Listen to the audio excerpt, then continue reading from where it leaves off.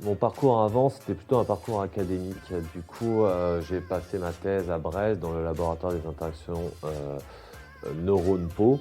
Ensuite, j'ai été faire mon postdoc à l'Institut Imagine dans le laboratoire d'Alain Hovdagnan où j'ai continué à travailler sur la peau. Donc là, on était plutôt sur des maladies génétiques rares cutanées qui s'appelait le syndrome de Netterton. Par la suite, j'ai terminé mon parcours académique par un bref passage dans le domaine de la pharmacologie, dans l'industrie qui s'appelle Galapagos. Donc c'est une big pharma dans laquelle j'ai été chef de projet, où on gérait justement les différents modèles précliniques.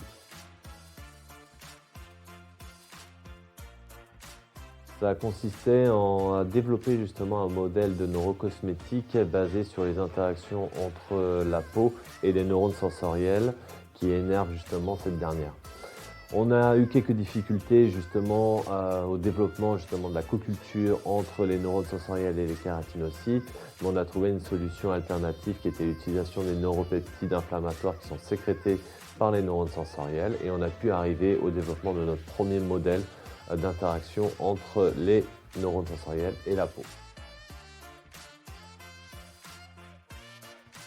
On a développé aussi en parallèle un autre modèle qui était plutôt un modèle basé sur la leaky skin, où on a utilisé les protéases de la bactérie S. aureus, qui est bien connue justement dans tout ce qui est allergie de la peau, perméabilité de la peau. Et nous, on a réussi à mettre en place ce type de modèle-là, et on a justement un modèle de dysbiose cutanée.